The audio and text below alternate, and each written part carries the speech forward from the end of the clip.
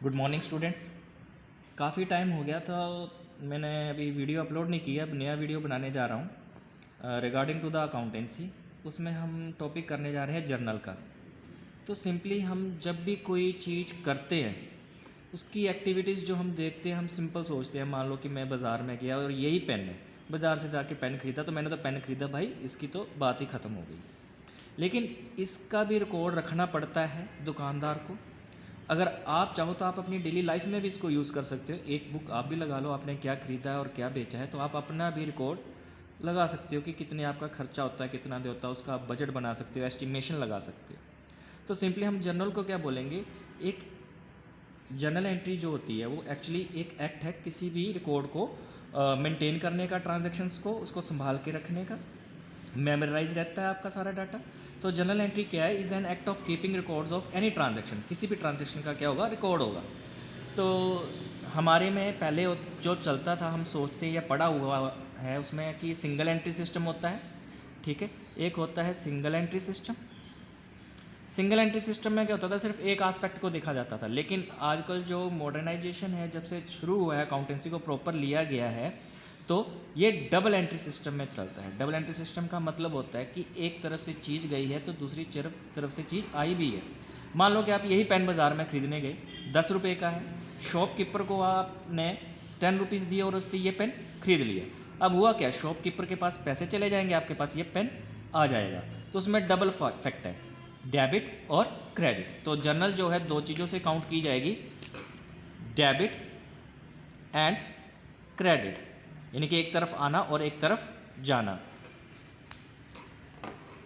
Accountancy जो हमारी language है अकाउंट्स में, उसको डीआर लिखते हैं डेबिट को, और क्रेडिट को सीआर लिखते हैं।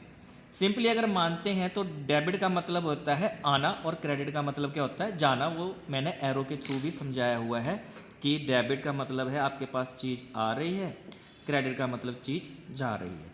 अब डेबिट का मान लेते हैं कोई एग्जांपल, एसेट।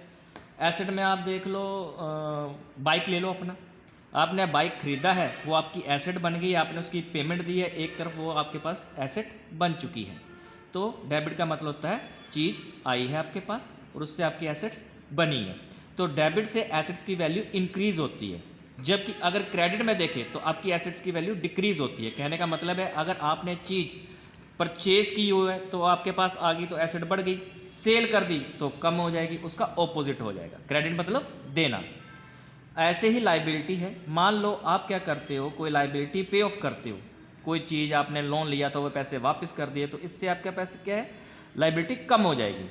अगर आपने कोई लोन लिया है तो उससे लाइबिलिटी बढ़ जाएगी। मान लो आपने डेबिट है, डेबिट में एक्सपेंस किया है, आप खर्चा करोगे तो बढ़ेगा, क्रेडिट से वो रेवेन्यू को जनरेट करवाता है। अब मेन जो हमारे हैं, ये तो सिंपल सा था, लेकिन मेन जो रूल चलते हैं वो 3 रूल हैं, गोल्डन रूल्स ऑफ अकाउंटिंग। सबसे पहले है personal accounting, then second one है real accounting, then third one है नॉमिनल अकाउंट। 3 तरह का है, पर्सनल अकाउंट, रियल अकाउंट और नॉमिनल अकाउंट। तो पर्सनल अकाउंट जो है वो आपका एग्जांपल दी हुई है, यहाँ पे बताया हुआ है, वो डेटर भी हो सकते हैं और क्रेडिटर्स भी हो सकते हैं। ये एप्लीकेबल आमतौर पे पर्सन्स पे होता है, आर्टिफिशियल पर्सन्स पे होता है। आर्टिफिशियल पर्सन वो होते हैं जिनकी लीगल एग्जिस्टेंस होती है लेकिन फिजिकल एग्जिस्टेंस नहीं होगी, जैसे ह्यूमन बींग्स की होती है। जैसे राम श्याम, ये एक नाम है तो इसकी लीगल एग्जिस्टेंस है, वो पर्सन है। लेकिन आर्टिफिशियल कैसे है, जैसे कोई कंपनी है, कंपनी कोई ह्यूमन बींग नहीं है, कोई सर्वाइवल व्यक्ति नहीं है, लेकिन उसका नाम दिया जाता है, जैसे राम एंड सन्स दे दिया, ठीक है।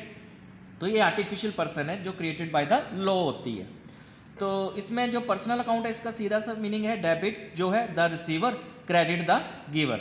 यानी कि अगर मैंने ये पेन की बात की थी, आपके पास पेन आ गया तो वो रिसीवर साइड हो गया। अब आपने दिया क्या है, कैश दिया है, तो वो क्रेडिट साइड चला जाएगा। देन उसके बाद आता है रियल अकाउंट। रियल अकाउंट में एग्जांपल्स कैसी है, वो कैश के साथ रिलेटेड हो सकती है, बैंक के साथ हो सकती है, सेल और परचेज पे ये एप्लीकेबल होती है। तो जैसे यहाँ पर अगर आप कहते हो परचेज या सेल है, तो वो किससे रिगार्डिंग हो सकती है, वो लैंड और बिल्डिंग के साथ हो सकती है। तो इसमें होता है डेबिट व्हाट कम्स इन, आपके पास क्या आया, क्रेडिट व्हाट गोज आउट, आपके पास से क्या चला गया।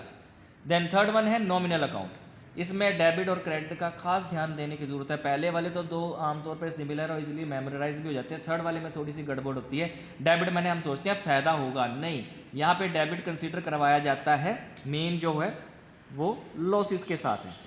या तो डेबिट साइड में हम लॉस पोस्ट करेंगे या एक्सपेंसेस को रखेंगे, और क्रेडिट साइड है जो वो इनकम को डिनोट करेगी या गेन्स को, फ़ायदा होगा। पर्सनल अकाउंट में रिसीवर को डेबिट में और क्रेडिट में गिवर होता है, ये दो मेन चीज़ें थी। इसमें आपके पास क्या आ रहा है, क्रेडिट में होता है क्या जा रहा है, लेकिन इसमें थोड़ा सा अलग हो जाता है। डेबिट में लॉसेस और एक्सपेंसेस और क्रेडिट में इनकम या गेन्स होता है। जैसे एग्जांपल के तौर में हम बता सकते हैं, इंटरेस्ट आता भी है और जाता भी है। अगर इंटरेस्ट रिसीव्ड है तो वो आपकी इनकम बन जाएगी, वो क्रेडिट साइड चला जाएगा। इंटरेस्ट पेड है तो वो आपका एक्सपेंस है, वो डेबिट साइड चला जाएगा। ऐसे डिविडेंड के साथ है, डिपेंड करता है वो चीज़ आ रही है या जा रही है। जैसे सैलरी है, कभी भी कोई चीज़ नोट करनी हो तो इसमें सबसे पहले अपने आप को बड़ा मान के चलो, बिजनेसमैन मान के चलो।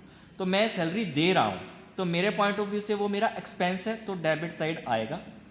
अगर वेजेस है वो भी एक्सपेंस है, वो भी डेबिट साइड आएगा। तो कुछ ये थोड़े से रूल्स हैं, 3 जो मेजर चलते हैं अकाउंटिंग सिस्टम में। सिंपल बस इतना याद रखो, आपके पास जो चीज़ आ रही है वो डेबिट है, जो चीज़ जा रही है वो क्रेडिट है। एक्सपेंस और लॉस को अगर याद रखना है, इनकम और गेन्स को याद रखना है, तो सिंपल सा याद रखो, डेबिट में ने सब लॉस है, सब एक्सपेंस है, क्रेडिट में सारी आपकी इनकम्स है और गेन्स है, वो आपके पास फेवर कर रहा है। Thank you.